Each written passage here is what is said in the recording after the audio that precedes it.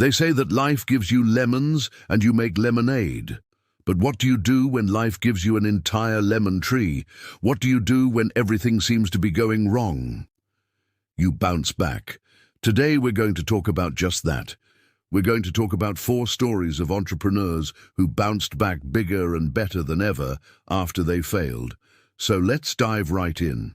In the early 2000s, Steve Jobs was giving one of his famous commencement addresses. He shared the story of how he got fired from Apple, the company he co-founded. He said, "I looked around and I realized everyone here is my friend. There was no one I could call. I had no friends. I had no allies. I wasn't on speaking terms with my colleagues. I was all alone." His story is not unique. Every successful person has been through their fair share of failure and rejection. Even Walt Disney was fired from his job as a cartoon animator for lacking imagination and creativity. The difference between those who succeed and those who do not is that winners learn to pick themselves up and dust themselves off when they fall. They leverage their failures and turn them into opportunities to learn and grow. Take, for example, Oprah Winfrey. She got fired from her first job as a news anchor because she was deemed too emotional. She was then hired by a rival TV station where she started her own talk show. That talk show went on to become the highest rated in the history of daytime television. And today, Oprah is worth over $3 billion. Or take the case of Steven Spielberg. He was rejected by the admissions committee of the prestigious film school, NYU, only to go on to win an Oscar for the movie Jaws. He also won another Oscar for the movie E.T. and has produced some of the most iconic movies of all time. The point is that success comes to those who try again and again, not to those who quit at the first sign of trouble. We will discuss 4 entrepreneurs who did just that. Number 1, Howard Schultz. Howard Schultz always wanted to be an entrepreneur. While working as a roaster operator at a coffee roastery, he took it upon himself to visit Italy and learn about the espresso culture there. When he came back, he opened up his own shop called Cafe Aroma in Seattle. However, it flopped because he couldn't keep up with the rising costs of coffee beans. Soon after, he was offered a job at Starbucks, which at the time was just another small coffee shop in Seattle. Howard loved the business idea behind Starbucks, so he jumped on the opportunity. In his 5 years at Starbucks, the company grew exponentially. But soon, Howard's heart began to pull him back to his original dream. So he decided to leave Starbucks and open up his own chain of coffee shops, which he named Starbucks. Yes, the same Starbucks that we know today. To fund his new venture, Howard took loans against his house and mortgaged everything he owned. Yet despite all this, he was not able to raise enough funds. So he shelved his plans and took a job at a brewing company called Dreyer's. Working at a competitor gave Howard the insight he needed to improve on Starbucks' business model. He knew that in order to beat Starbucks, he needed to offer something different. So when he finally left Dreyer's and opened up his shop, he focused on customer experience instead of just selling coffee. This meant spending extra time to train his employees to craft the perfect latte art and offering customers a wide range of customization options. Howard's stores were an instant hit. They attracted a loyal following of coffee lovers who appreciated his attention to detail. Looking at Howard's journey, it's easy to see why he became so successful. Howard didn't let the fact that he failed the first time get in the way of his second attempt. Instead, he used his previous experience to improve his business model and executed on it with precision. He was willing to sacrifice in the short term in order to gain an edge over his competition in the long run. If you want to learn more about Howard's journey, check out our video on the top leadership lessons from Howard Schultz. Number 2, Sara Blakely. Sara Blakely always wanted to be an entrepreneur, but she had no money or connections. After graduating college, she worked for several companies selling fax machines. It was during this time that she developed an interest in hosiery.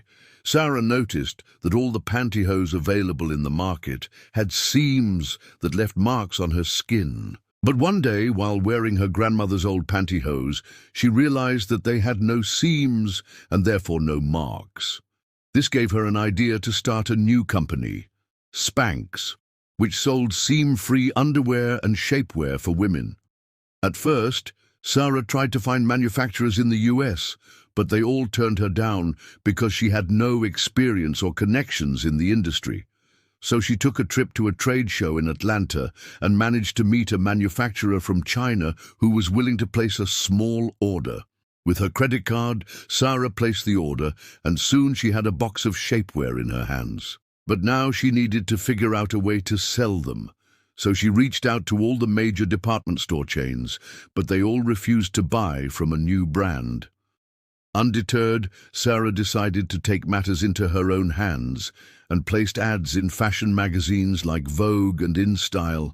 Her shapewear sold out within hours, and suddenly Sarah was receiving orders from all the major retailers she had previously contacted. In less than a decade, Spanx became a multi-million-dollar company. And today, Sarah is worth over $1 billion. Sarah's story is a prime example of turning lemons into lemonade. She took an obstacle in her life and turned it into a million-dollar business. She was willing to go the extra mile and do things differently in order to succeed. If you want to learn more about Sarah's journey, check out our video on the top leadership lessons from Sara Blakely. Number 3, Colonel Sanders KFC. Before he created KFC, Colonel Sanders' life was filled with ups and downs. He divorced his wife and lost custody of his kids. He tried his hand at farming, but that didn't work out either.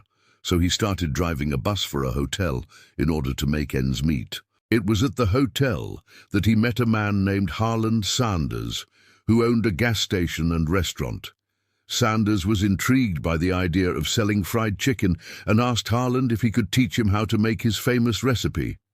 After learning the trade, Sanders bought out Harland and renamed the establishment Kentucky Fried Chicken. The Colonel's secret recipe of 11 herbs and spices made his restaurant famous. Customers lined up outside the restaurant to buy his fried chicken. But Colonel Sanders' story doesn't end here. He ended up getting sued by his business partners over the use of the name Kentucky Fried Chicken.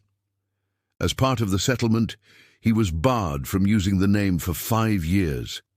This meant that Colonel Sanders had to come up with a new business idea, but being 64 years old and having no money, his options were limited. So he did the only thing he could think of.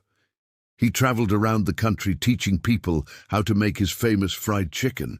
It was during one of these classes that he met John Y. Brown Jr. and Jack Massey. The trio decided to form a new company called Kentucky Fried Chicken Corporation. They franchised the restaurant all over the world, and today KFC is one of the biggest food chains in the world. The Colonel's journey is proof that it's never too late to start over. Even though he was more than 60 when he had to start over, he didn't let that stop him from building another successful business. If you want to learn more about the Colonel, check out our video on the top leadership lessons from Colonel Sanders. Number 4, J.K. Rowling. At the age of 32, J.K. Rowling was a single mother living in London on welfare. She was trying to finish her first book, Harry Potter and the Sorcerer's Stone, but she had no idea how she would ever finish it. One day, while drinking coffee at a cafe, she had a sudden burst of inspiration. She remembered the power of stories and decided to put her all into writing Harry Potter. 6 years later, Harry Potter and the Sorcerer's Stone was published and became an instant hit. It became the most successful children's book of all time, and today the Harry Potter franchise is worth over $25 billion. J.K. Rowling's story is a classic example of how you should never give up on your dreams. She was in a tough situation, but she didn't let that stop her from pursuing her passion. Instead, she used her passion to fuel her success.